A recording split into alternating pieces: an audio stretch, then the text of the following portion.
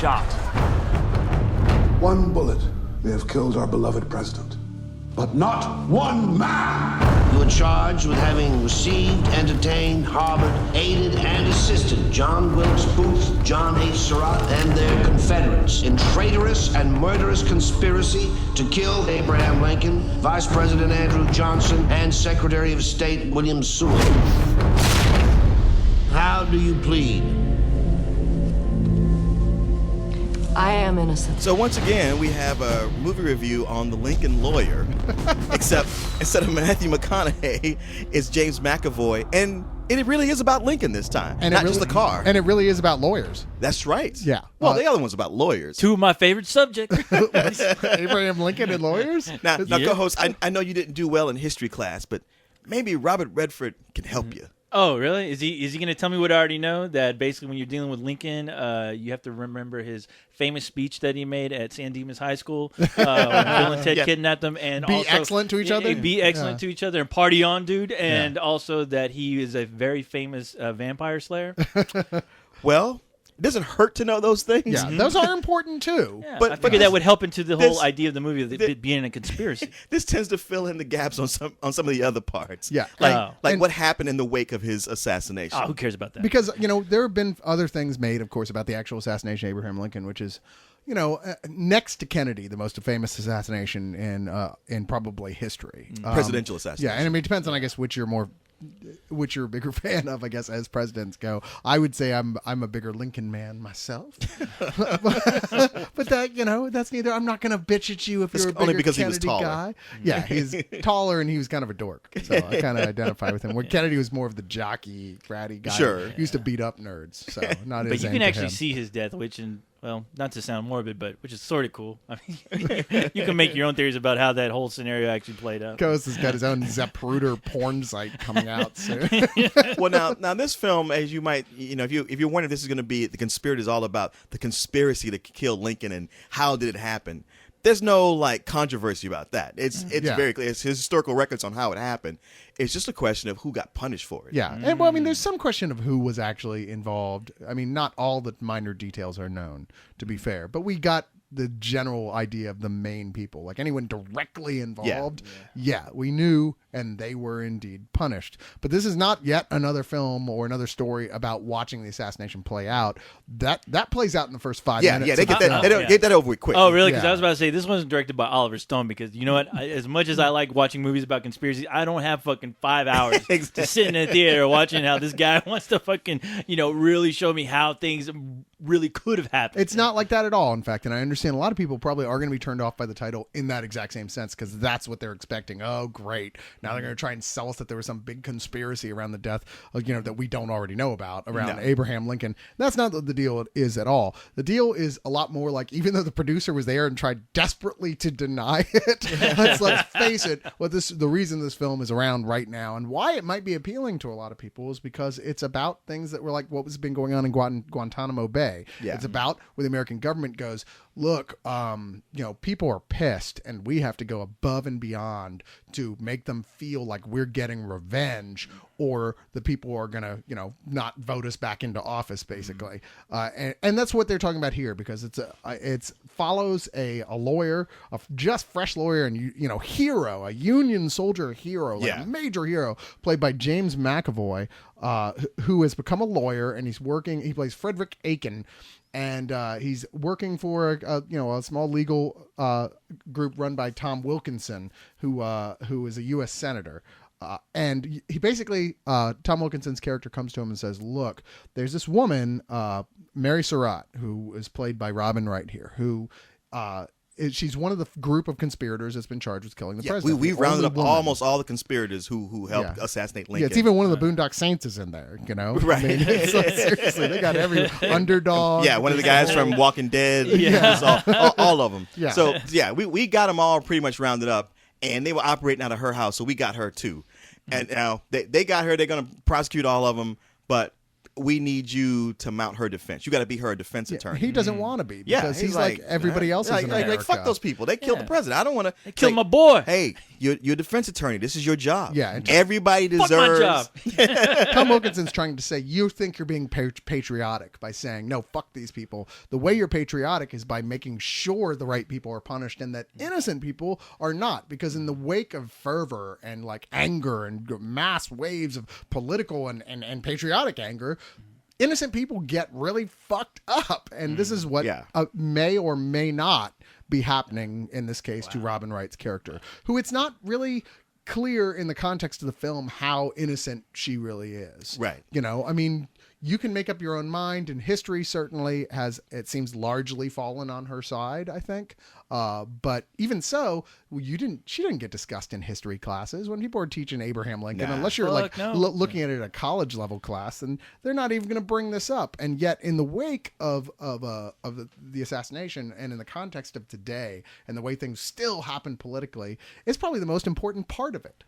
It really is. I mean, you know, they do a good job here of bringing you a history lesson that's entertaining. Now, I will say this. It doesn't start out that way. You know, you think like starting with the assassination, it'd be exciting. But after the assassination, I thought the movie was pretty dull and dry. Really? I was having a hard time staying awake in it. There's a good half hour at least. A good half hour. Yeah. Building towards making this movie have something interesting going on. And it feels like you're going into just one more court drama that you've seen plenty of times. Okay, he has to defend her, and he doesn't want to, but things will turn around. It'll gather evidence. But it's not that. Okay, yeah, because seeing the trailer, that's the one big thing that really scared me, because it's like, I don't want to see fucking Law and Order playing dress up. Exactly. I don't have time for exactly. that. That's what it looks like from the trailer. But there comes this turning point in it, because a lot of it is, you know, and I suppose this happens a bunch in these movies, but James McAvoy, who's been a hero, because he's defending this woman, everybody starts treating him like shit. Yeah. Oh, really? They kick him out of the country club. His girlfriend turns her back on him, and it's not even so much that she sides with the people, but she's like, this is ruining our lives, and you care more about this than you do about us. But the more he's in it, the more he's like, you know, somebody's getting railroaded here. Yeah, and that's Alexis Bledel, so that's like painful, man. If she was like, sorry, I can't fuck you anymore, I'd be like, you know what, fuck that bitch. I quit my job. I can't stop tapping this. You know what they did? It's over. And, you know, the enemy, the prosecutor he's facing off against is Danny Houston, who plays an asshole in every single movie he's in. Ever played a nice guy? I feel like there was one time he played a nice guy. And even then, he probably had shades of asshole. Yeah, well, I think he was like a nice guy who got killed early on. Okay, right. He learned his lesson early. Well, he's such a convincing, conniving prick. He really is. And he's so great at those roles. And here, I mean, he's based on a real guy. And the producers even said he's probably a little misrepresented in this film because he is presented as being like this guy who's willing, you know, he is the problem that they're discussing, that sort of politicians are willing to do what, it doesn't matter who gets hurt, who gets steamrolled, as long as the American people feel like they got justice. It's not justice you're after, it's revenge. I would never go to such lengths out of vengeance. But to ensure the survival of this nation, I would do anything. Mary Surratt was a party to the most grievous crime in our history. Necessity demands that she be given a swift, sure, and harsh sentence. I, too, hold sacred our rights, counselor. But they count not at all if our nation ceases to exist. He says it's probably not exactly that way. He probably genuinely believed what he was doing was right. Sure. I mean, that's the thing. By the end, even though you have villains through most of it, by the end, even if you don't agree with them, you can see where they're all coming from. Yeah. So it makes it hard to really vilify anybody, even though you go like, this situation is wrong. Yeah. And you know, you go through ups and downs. You know, it takes you through it. It becomes very enjoyable, and it's got one of these endings that just kicks you in the stomach. Yeah, when it's done. Yeah. Do they go and do like reenactments as far as like sometimes, you know, I think it helps when a movie can actually do that sometimes, so you can really feel like, oh, here's my version of it, and they go, you know, they do the kind of cliched reenactment, and they're like, no, here's my version of it. No. It's not a Rashomon type of piece. Yeah, it's not that at all. I mean, okay. you know, hey, this is the assassination. It happens right off the bat. It's not about that. Yeah. It's just, you know, it's just like, you know, you get in a court situation. it's a lot of people think they have this this idea that, well, when I get to court, I'll get to say my piece, and when people hear my side of things, they'll understand. It'll work out.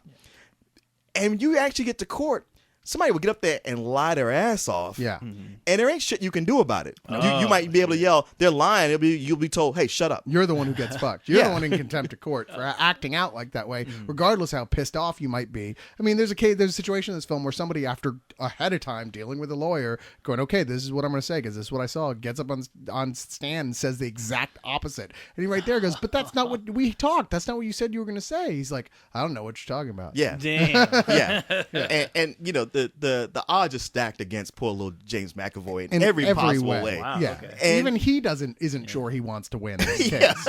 You know? Which I can only imagine that makes the audience really, really root for him. Like, man, I hope he fucking, Yeah. gets to do the right thing. It's a film less about him winning the case and more about him realizing like the psychology of the situation. Right. And that's really what the film is about. Cool. About like that sort of blind hatred and patriotism and that sort of thing. And how that's, that is not the American way. It's so funny. Like I said, the producer yelled so loud about that.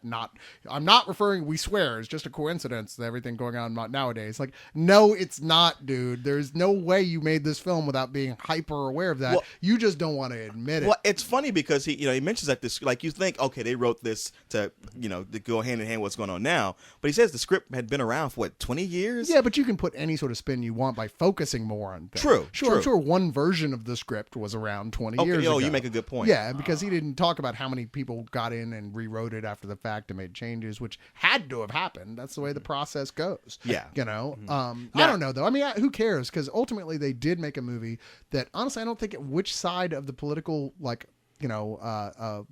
battle you fall on, you're going to find things that in it that are what you bring into the movie. True. And I mean, like he was saying himself, the producer was like, people surprised me that some people, it was like almost split down the middle of people who felt that she was guilty and deserved what she got, or even if she was or wasn't, it didn't matter. She needed to be punished one way, or people who thought that she absolutely needed to be found not guilty and it was a travesty if she wasn't. It is interesting in that way. And we've said nothing but good things about it, so I'll tell you something that I didn't think worked. What didn't work? The popcorn was terrible. You had some actors, Lincoln's hat wasn't big enough.